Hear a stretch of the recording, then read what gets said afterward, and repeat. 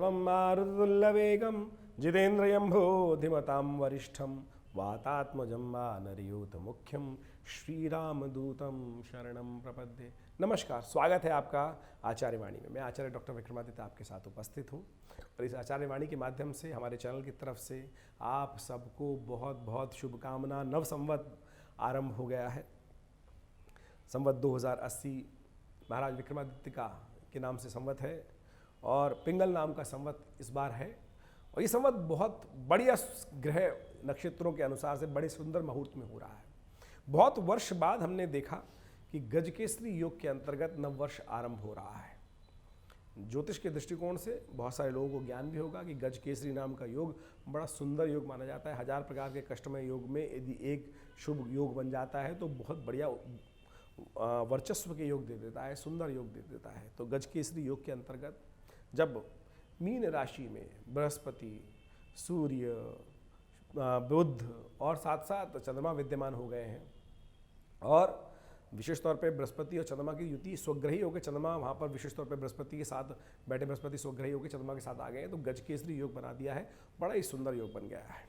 बुधवार के शुभ वेला में नववर्ष का आरंभ हो रहा है, नव संवत का आरंभ हो रहा है, तो वैसे ही शुभ बहुत योग बन रहा है। तो वृश्चिक राशि वालों, आपकी राशि के अनुसार से मैं कहूँगा 12 वर्ष बाद ये परिवर्तन बृहस्पति जी इस वर्ष देने वाले हैं आपके लिए। ओवरऑल देखा जाए तो बहुत कुछ आपके लिए उन्नति के योग बन सकते हैं इस समय में।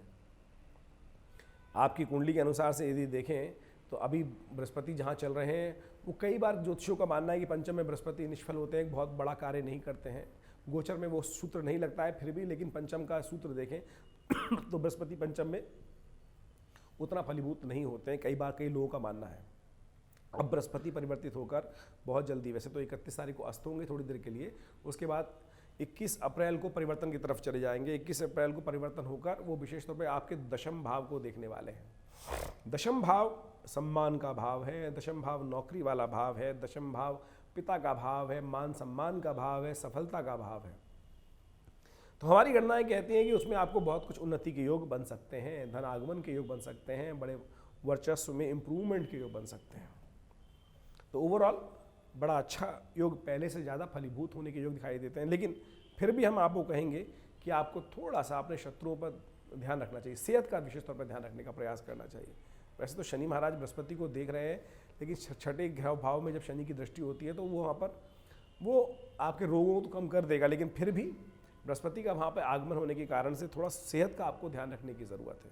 सेहत का थोड़ा ध्यान रखते हुए काम करेंगे तो बहुत कुछ अच्छा होगा। क्योंकि पहली बात ध्यान रखें, प्रथम सुख निरोगी काया, कि पहला सुख तो निरोगी काया है ना, तो वहाँ पर थोड़ा सा ग्रहों की स्थिति दिखाई देती है। और आज हम जो बात कर रहे हैं वो नववर्ष के लिए बात कर रहे हैं। मेजर परिवर्तन ग्रहों का रहेगा, शनि का और बृहस्पति का और साथ साथ राहु और केतु का। ये लंबे परिवर्तन है। बाकी छोटे छोटे ग्रहों के परिवर्तन जो होते हैं वो तो आपको बताते रहते हैं हम समय समय पर। और ये जो परिवर्तन है इस वर्ष के दृष्टिकोण से यदि देखें इन ग्रहों के हिसाब से, तो हमारी गणना समझाती है हमको कि ओवरऑल बहुत कुछ अच्छा होने के योग दिखाई देते हैं। धन के आगमन के संबंध में और साथ साथ सम्मान के संबंध में, व्यवसाय में सफलता के संबंध में आपको बहुत कुछ उन्नतिदायक योग बन सकते हैं। और आपके शत्रु लाख चाहकर भी थोड़ा बढ़ने की कोशिश करेंगे, लेकिन फिर भी शनि महाराज डंडा लेकर आपकी रक्षा के लिए बहुत बढ़िया से बैठे हैं। सुख अवश्य आपके अकाउंट में रहेगा। तो हमें ओवरऑल गणना दिखाई देती है कि वृश्चिक राशि वालों के लिए संवत 2080 जो है बहुत कुछ अच्छा जाता दिखाई दे रहा है। कुछ मामलों में थोड़ा सावधान रहना पड़ सकता है, वो तो विशेष तौर पे है ही, लेकिन ओवरऑल आपके लिए विशेष तौर पर ये बहुत कुछ सूचनाएं शुभ आने के योग बनाएगा। बृहस्पति का जो परिवर्तन है, देखिए जो हमने आपको समझाया, कुछ दिन के लिए अस्त हो जाएगा। 31 मार्च को वो बृहस्पति शनि के सूर्य के साथ चल रहे हैं, वो थोड़ी देर के लिए अस्त होंगे, लेकिन आप को समझें 21 अप्रैल को परिवर्तन की तरफ होकर छठे भाव में जाएंगे। छठे भाव से वो देखेंगे आपके धन वाले भाव को। छठे भाव से आप, अरे यार, जो छठे भाव में जो बृहस्पति का परिवर्तन होगा वो विशेष तौर पे वो कई सारी चीज़ें देखेगा। वो छठे भाव में परिवर्तन होकर आपके सम्मान वाले भाव को भी देख रहा है, धन वाले भाव को भी देख रहा है, तो ये दो सुंदर चीज़ें कर रहा है। तो ऐसे में आपको बस थोड़ा सा ध्यान से, प्रिकॉशन से, क्या होता है एक चीज़ अच्छी है तो, लेकिन एक चीज़ खराब भी होगी उसके बाद बृहस्पति की, वो आपके द्वादशम भाव को भी देखा, वहाँ पेनल्टी जुर्माने बढ़ा सकता है। तो यदि प्रिकॉशन लेके काम करेंगे तो आप बिल्कुल बच सकते हैं। देखिए, धूप का फायदा भी है, धूप का नुकसान भी है, बारिश का फायदा भी है, बारिश का नुकसान भी है। अतिवृष्टि नुकसानदायक हो सकती है, लेकिन उसमें हम अगर छाता लेके चल रहे हैं तो बहुत कुछ ठीक कर सकते हैं, तो व्यवस्था बना सकते हैं। लेकिन ग्रहों का परिवर्तन ओवरऑल देखा जाए तो इस वर्ष 2080 जो है संवत आपके लिए बहुत कुछ शुभ लाभ देने के योग दिखाई देगा। बृहस्पति का परिवर्तन, राहु का परिवर्तन भी होगा इस वर्ष। अब जब राहु का परिवर्तन होगा अक्टूबर के बाद, तो और ज़्यादा आपके लिए कुछ नया कुछ देखने को प्राप्त हो सकता है। शनि महाराज पहले ही परिवर्तित हो चुके हैं 17 जनवरी के बाद, और उसके बाद अस्त हो गए थे, लेकिन अब पूर्ण प्रकाश देने के लिए सुंदर योग बना रहे हैं और आपके सुख का पदार्पण, सफलता में थोड़े अंकुश उत्पन्न कर रहे हैं। लेकिन उन अंकुशों को ठीक करने के लिए बृहस्पति का जैसे ही परिवर्तन होगा, वो एक आपके लिए रिलीफ का मैटर हो सकता है।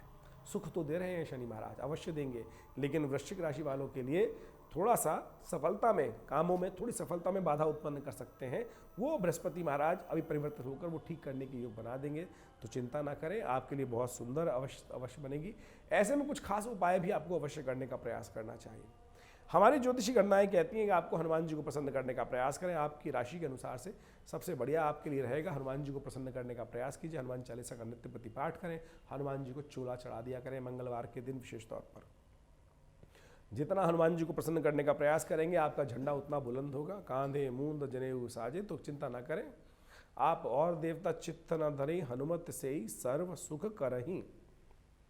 इस बात को समझ लीजिए, हनुमान जी से ही कल्याण का मार्ग आपकी राशि के अनुसार से हमें समझ में आता है, तो आप अवश्य इसको यूटिलाइज करने का प्रयास कीजिए। तो वृश्चिक राशि वालों, आपके लिए संवत बहुत ही अच्छा लाभदायक सिद्ध हो सकता है। बृहस्पति का परिवर्तन आपके लिए बड़े सुंदर योग बनाता दिखाई दे रहा है और आपके जीवन में उन्नति के योग बन सकते हैं। तो आपके लिए नव संवत बहुत कुछ शुभ सूचना लेकर आ रहा है, आप तैयार हो जाइए।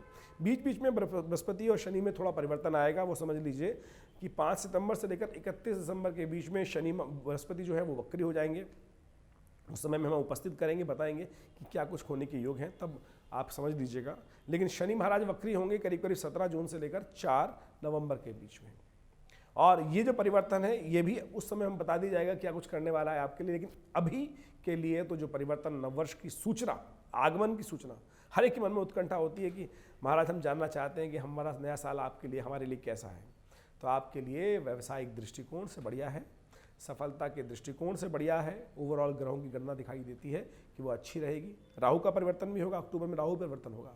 उसके बाद बृहस्पति खुली छूट बन जाएगी, क्योंकि गज केसरी योग के साथ साथ जब राहु बृहस्पति आगे जाएंगे तो वहाँ राहु के साथ युति बना लेंगे कुछ दिन के लिए। लेकिन जैसे ही अक्टूबर में वो युति हटेगी तो फिर पूरी तरह से वर्चस्व स्थापित करने का योग बन जाएगा, बहुत सुंदर योग बन जाएगा।